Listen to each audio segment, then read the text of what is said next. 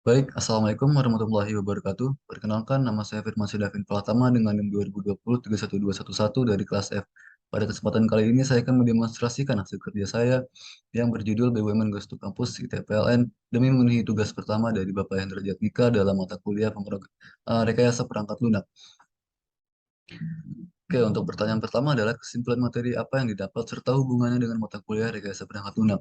Nah, untuk kesimpulan materi yang saya dapatkan adalah dengan berkembangnya teknologi dan juga banyaknya generasi muda yang hadir, dan maka dari itu BUMN atau Badan Usaha Milik Negara memberikan suatu wadah kepada para generasi muda dengan yang bertujuan untuk mengembangkan potensinya yang ada dan ikut andil serta berkontribusi dalam BUMN itu sendiri. Nah, kaitannya dengan mata kuliah rekayasa perangkat lunak adalah RPL adalah salah satu bagian teknologi itu sendiri dan dapat dikembangkan oleh para generasi muda yang ada dan bertujuan untuk hal-hal yang baik. Oke, selanjutnya adalah yang kedua itu adalah hubungan ITPLN dengan BUMN. Nah, di sini dapat disimpulkan bahwasannya Institut Teknologi PLN namanya dan juga ada yang namanya PLN.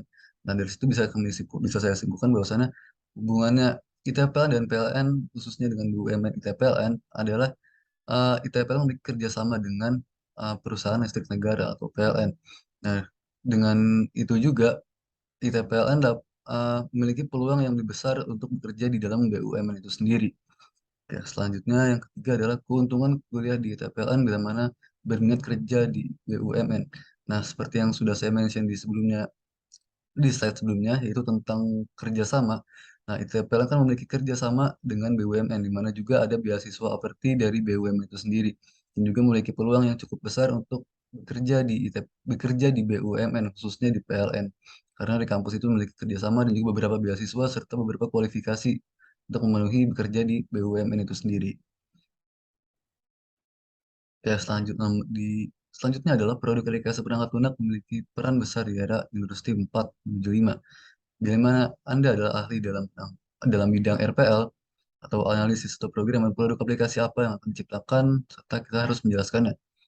Nah, di sini ada 4 bagian, yaitu nama aplikasi, alasan buat produk tersebut diciptakan, konsep, dan manfaat.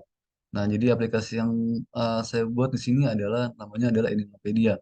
Nah, Animapedia itu adalah aplikasi yang menjadi wadah bagi para penggemar atau habis berbagai macam hewan yang terdiri dari 4 bagian, yaitu konsultasi, komunitas, marketplace, dan treatment. Di mana yang menjadi fokus kami di sini adalah konsultasi online kepada dokter hewan maupun pakar hewan. Nah, selanjutnya, alasan apa produk tersebut diciptakan? Nah, alasannya adalah produk ini didirikan berdasarkan beberapa masalah yang para hobis atau pencinta hewan hadapi. Seperti saya sendiri mengalami beberapa masalah seperti kekurangan informasi terhadap hewan yang dipelihara, tidak mengetahui tentang penyakit hewan yang dipelihara, tidak menemukan komunitas hewan yang spesifik seperti hewan appendix atau hewan yang dilindungi karena untuk komunitas itu adalah bisa saya bilang itu kecil banget, jadi tidak terlalu dipublish. Nah, selanjutnya tidak mengetahui tentang setup kandang atau tank untuk hewan yang dipelihara dan tidak mengetahui hal apa saja yang dibutuhkan oleh hewan yang dipelihara, serta kurangnya waktu untuk berkonsultasi kepada para ahli atau pakar hewan di bidangnya tentang hewan peliharaannya sendiri. Nah, solusi yang kami berikan di sini adalah dengan cara memanfaatkan teknologi dan mendirikan wadah bagi para hobis agar dapat menyelesaikan masalahnya masing-masing, serta dapat membentuk suatu komunitas yang sehat dan berdasarkan kepada hewan peliharaan. Nah, untuk konsepnya sendiri di sini saya membuat konsepnya pertama menggunakan Figma, aplikasi Figma, di mana untuk konsep aplikasinya itu sendiri sesuai dengan kategori yang ada. Di sini saya menggunakan ada konsultasi, komunitas, dan untuk marketplace-nya adalah shop. Nah, di sini kita bisa lihat untuk konsultasi ada beberapa jenis hewan yang dapat dikonsultasikan. Nah, jika kita sudah mengklik untuk hewan itu sendiri, seperti misalkan kita klik tombol kucing di sini atau logo kucing di sini, kita dapat langsung memilih konsultasi dengan dokter hewan yang tersedia di sini atau yang ada. Nah, di sini kita bisa mengkonfirmasi bahwasannya apakah kita ingin chat kepada dokter hewannya atau tidak. Nah, jika kita sudah memilih dokter hewan itu sendiri, kita bisa berkonsultasi secara langsung atau secara real time kepada dokter hewannya itu sendiri. Nah, seperti dijelaskan di prototipe yang gambar ketiga ini.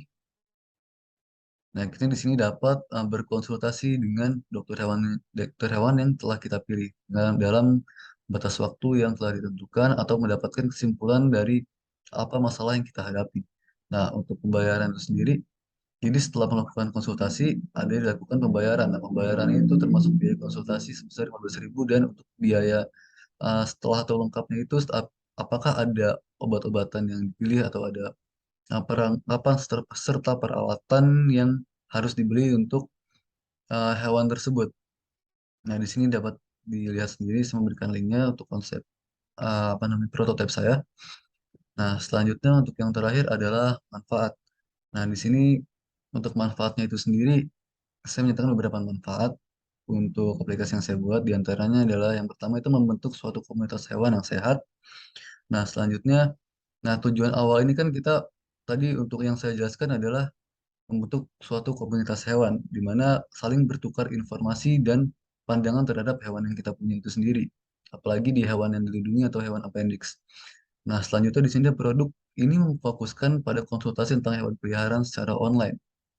Nah, jadi yang membedakan aplikasi komunitas dan berbagai aplikasi tentang hewan peliharaan yang kami buat di sini, saya buat di sini adalah kami ini memfokuskan kepada konsultasi tentang hewan, di mana untuk konsultasi tentang hewan itu sendiri bisa dibilang sangat kecil untuk diadakan pada zaman sekarang ini, di mana para pecinta hewan memilih untuk langsung ke vetnya, ke dokter hewannya langsung, atau ke pet shopnya langsung untuk berkonsultasi, dan itu memakan waktu dan juga memakan tenaga dan biaya juga tentunya yang tidak sedikit. Jadi untuk meminimalisir hal tersebut, dibuatlah aplikasi ini. Nah, produk ini juga menyediakan marketplace untuk membeli perlengkapan ataupun obat-obatan untuk hewan peliharaan. Seperti yang saya jelaskan tadi, setelah kita berkonsultasi kepada vet atau dokter hewan yang telah kita pilih, jika ada saran atau tambahan dari dokter hewan itu untuk jika semisal hewan peliharaan kita sakit atau ada kandang atau perlengkapan yang tidak sesuai dan dibutuhkan oleh hewan tersebut, kita menyediakan juga marketplace untuk membeli perlengkapan ataupun obat-obatan untuk dibeli dan diimplementasikan kepada hewan peliharaan kita itu sendiri.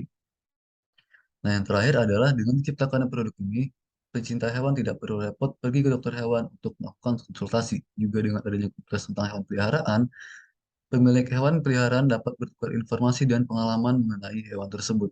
Nah, jadi dengan adanya produk ini atau aplikasi ini, nah yang poin utamanya adalah jadi pecinta hewan itu nggak perlu repot-repot untuk pergi ke vet, buang-buang waktu, bensin, dan biaya yang tidak sedikit yang seperti yang saya bilang sebelumnya untuk sekedar berkonsultasi dengan dokter hewan yang ada. Nah, jadi kita di sini istilahnya kalau boleh sebut merek itu Halodoc versi hewan. Jadi kita bisa konsultasi kepada vet atau dokter hewan yang ada dan juga untuk membeli perlengkapan serta obat-obatan yang dibutuhkan oleh hewan yang kita miliki itu sendiri.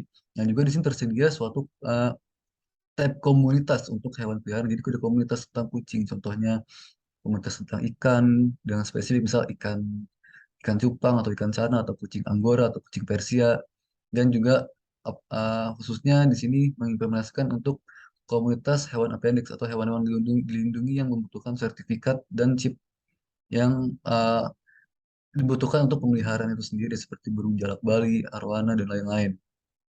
Nah, jadi diadakan komunitas itu untuk di, memiliki tujuan untuk para pemilik hewan agar dapat bertukar informasi dan pengalaman mengenai hewan tersebut. Nah, jadi mungkin sekian dari saya untuk demonstrasi penugasan satu dari mata kuliah RPL ini. Kurang lebihnya saya mohon maaf. Wassalamualaikum warahmatullahi wabarakatuh.